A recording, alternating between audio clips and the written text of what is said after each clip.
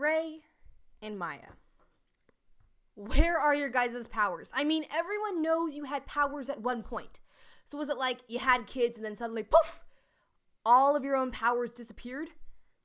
I don't know why, but that does not make sense to me. It couldn't have all just disappeared like that so suddenly.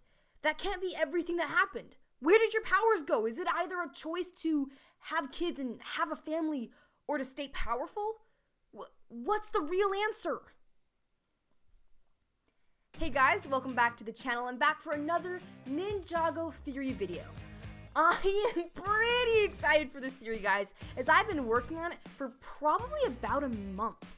But I think it's finally reached its conclusion. When creating this theory, I started with the obvious question of why Ray and Maya, the parents of Nia and Kai, and the former elemental masters of fire and water, do not have elemental abilities anymore. After a bit of research, the question changed to how elemental powers are passed on from generation to generation. After a bit more research, I found myself seriously contradicted at every single turn, running down various rabbit trails, and the question changed to how the heck do elemental powers actually work at all? Well, I hope to mark this mysterious question as solved. So, as I always say, remember, everything I say in this video is just my own opinion and just my own research. But I hope that the evidence that I have brought to the table today will actually be enough to convince y'all of the real explanation of the loss of powers in Ray and Maya. This theory is quite complex in a lot of areas, so I hope you guys see through to the end of the video. And if you enjoy everything that I brought together and brought to the table, I encourage you to click that subscribe button and to click the like button, because it would really help me out in the new start of this new channel, and I just thank you for it. But with all that out of the way, let's dive straight into this theory, because that's what you guys came for, right? First, what are elemental powers and why are they important? In the lore of Ninjago, elemental powers have been handed down through the generations from the original elemental masters. The original masters were tasked with protecting the first ninjutsu master, the creator of all Ninjago, and they helped him establish peace within the realm. However, as the years turned to decades, the elemental masters left their posts as protectors and started their own lives and families, passing down their elemental powers to their children and descendants. The powers not only enable a person to control a certain element, but also grant that same person increased durability, strength, endurance, and even an extended lifespan. We also know from canon information that there are 3 ways elemental powers are passed on. 1, they are passed down from the parents to the child and descendants after them, as with most elemental masters. 2, they can be manually given from an elemental master to another, as with Zane's ice powers. Or 3, the elemental power can find another holder all on its own. If there are no descendants and the powers are not manually bestowed, then the power or energy can actually seek out another holder. Now, this strange third option actually leads to a whole other theory I have been creating on elemental energy actually being the spirits of past dragons. But for the sake of time, I will not get into that theory today, and we will just say that elemental powers can seek out potential elemental holders. Okay, these are the base facts of the theory, but everything after this can get pretty confusing.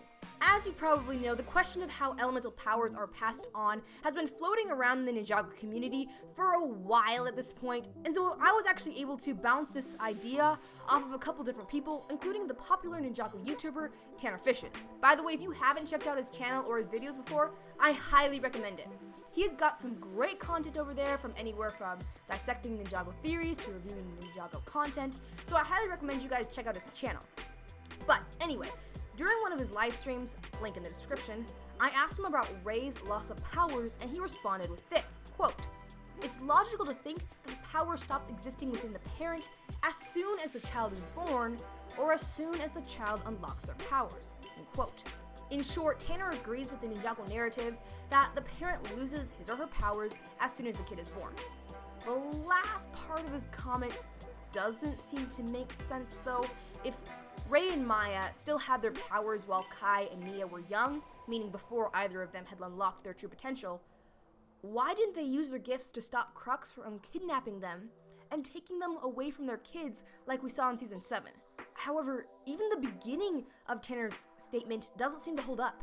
Does this mean that the moment Kai was born, Rei's powers simply evaporated or disappeared? Then, a few years later, when Nia was born, Maya's powers also vanished? In my mind, that doesn't seem to fit with Ninjago's style or logic. Besides, if the two things happened at the same time, wouldn't the parents notice and realize that their powers must have been passed down to their child? However, this idea is broken during Season 7 when we realize that Rei is surprised that Kai had inherited his firepower. You've messed with the wrong blacksmith, my friend. I'm not your friend! Firepower. No, you're certainly not a guard. You're my son. Kai, you've inherited my elemental power.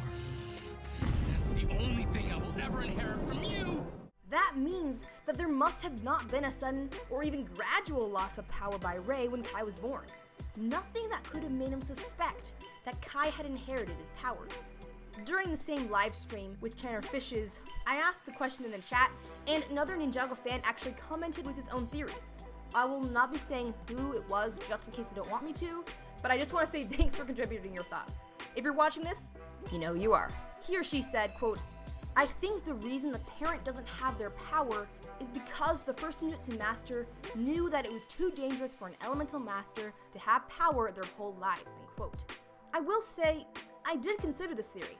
It seemed to make a bit more sense in my mind and more in tune with Ninjago's logic, but after digging around, I don't think that this is the answer either.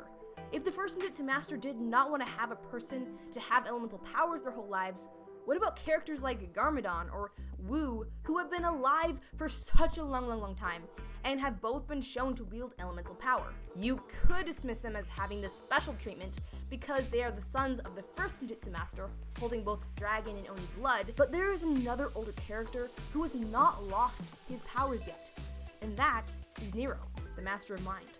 Though we do not know Nero's confirmed age, we can still deduct that he is one of the oldest elemental masters, with a fair bit of his hair being gray or white in Season 4, and even thinning out with age in Season 8.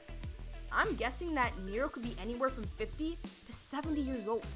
If you're surprised by the number 70, remember that elemental masters have an extended lifespan that allows them to look young for longer periods of time. So while Nero might look to be around 40 or even 50 years old, he could be as old as 70.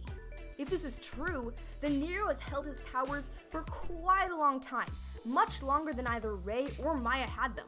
So it seems to put an end to that possible theory of Rei and Maya losing their powers because of age. And now with two theories seemingly dismantled, why don't we look at the basic understanding of elemental powers again? But wait, I have already been talking for 8 whole minutes, and I don't think I can finish this theory talk in the next 2 minutes. So sadly, I'll have to hit pause on this video and split the discussion into 2 sessions. But don't you worry, I will be back in my next video to hopefully mark this mysterious question of powers as solved. So don't forget to hit that subscribe button so that you'll know exactly when that video comes out. We will get to the bottom of this, I promise. But in the meantime, thanks so much for watching, and I hope to see y'all in my next video.